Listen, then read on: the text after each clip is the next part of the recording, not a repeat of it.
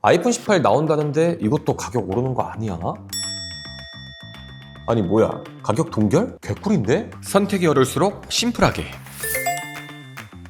네, 반갑습니다. 심플입니다. 오늘은 아이폰 18에 대해서 이야기를 해보려고 합니다. 현재까지 나온 소식들을 기준으로 뭐가 바뀌는지, 또 뭐가 그대로인지, 그리고 기다릴만 할지 현실적으로 빠르게 정리를 해볼게요. 먼저 결론부터 말씀드리면 이번 아이폰 18은 혁신보다는 완성도가 높아진다라는 방향성에 더 가까운 것 같습니다. 먼저 첫 번째로는 가격입니다. 의외로 동결 가능성이 높다고 하는데요. 항상 어떤 제품이 출시될 때 저희가 가장 관심을 갖는 것, 바로 가격이죠. 아이폰 18 가격 동결 가능성이 높다고 합니다. 요즘 물가도 너무 오르고 있고 D램 가격이 폭등하고 있다. 그래서 전 당연히 아이폰 18 가격 오를 줄 알았거든요. 근데 동결 소식이라니 이건 너무 좋은 소식인데? 일단 아이폰은 아이폰 11 시리즈 이후로 기본형 가격이 계속 $799 유지 중입니다. 물론 한국은 환율 때문에 체감상 오른 것처럼 느껴지긴 했는데 애플이 매번 가격을 크게 올린다라는 인식과 다르게 가격을 잘 유지를 하고 있었어요. 근데 여기서 중요한 것은 올해도 유지가 될 가능성이 높다는 거. 업계 쪽에서 나오는 얘기들을 보면 애플이 메모리 물량을 미리 대량 계약을 해둔 상태여서 올해 아이폰 18까지는 큰 폭의 인상보다는 동결 혹은 소폭 인상 쪽에 무게가 실린다고 합니다. 다만 여기서 주목해야 될 포인트는 기본 용량은 가격이 동결 가능성이 높은데 용량을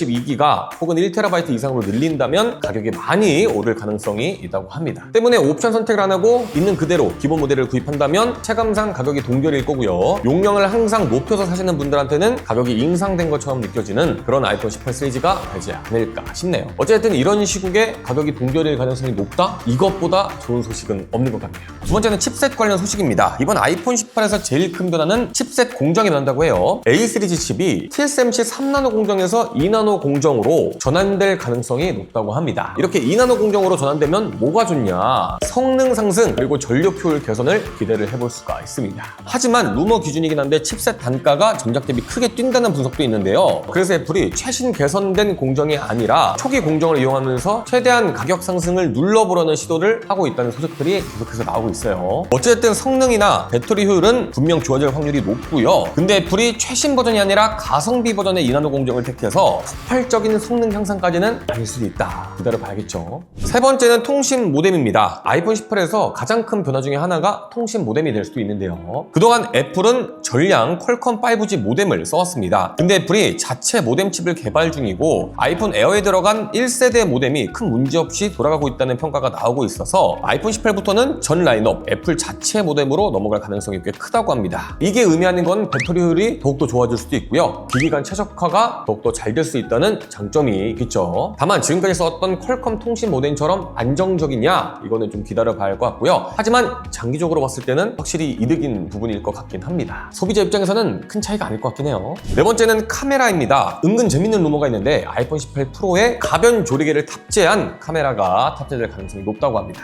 예전에 갤럭시에서 한번 들어갔던 기능인데 이게 그때는 체감상 차이점이 그렇게 많이 느껴지지 않았고 구조는 복잡하고 단가는 비싸고 잘 고장나서 금방 빠졌던 기능인데 근데 애플이 이번에 탑재를 한다는 건 단순 기능 추가보다는 소프트웨어랑 묶어서 뭔가 차별 포인트로 만들겠다는 의도로 보이는 것 같긴 합니다. 하지만 이로 인해서 얼마나 사진 퀄리티가 좋아질지는 기다려봐야 할 것 같고요. 이로 인해서 카메라가 더 커지거나 두꺼워진다면 오히려 마이너스가 될 것 같기도 한 그런 기능인 것 같습니다. 다음은 배터리입니다. 아이폰 배터리는 매년 조금씩 늘어나고 있는 패턴이죠. 최근 프로맥스는 4000mAh 중반까지 올라왔고 루머 기준으로 이번 아이폰 18 시리즈 소폭 배터리 잔량이 상승할 예정이라고 합니다. 게다가 여기서 중요한 거는 배터리 증가, 2나노 공정, 자체 통신 모뎀까지 이 3박자가 어우러지면서 배터리 타임이 생각보다 많이 늘 수도 있다는 거죠. 핸드폰을 사용할 때 카메라도 중요하고 성능도 중요하지만 아이폰 바꾸시는 분들 중에 가장 많이 바꾸는 이유 중에 하나가 배터리가 너무 빨리 닳아요. 이 이유 때문에 바꾸시는 분들 많을 텐데 이런 고민을 해결할 수 있는 정말로 소비자 입장에서 환영할 만한 변화가 되지 않을까 그런 기대를 해보게 되는 것 같습니다.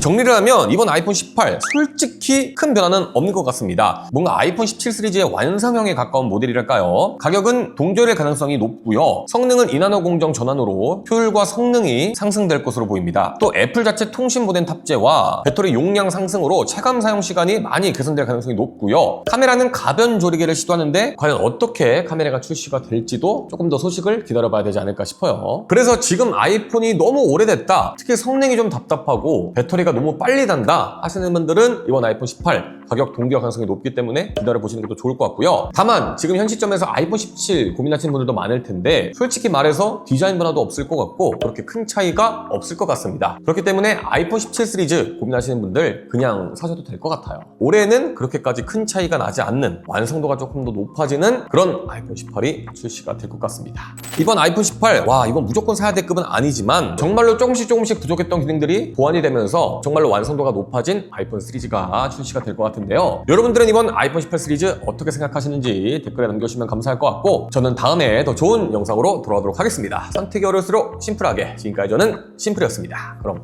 유바!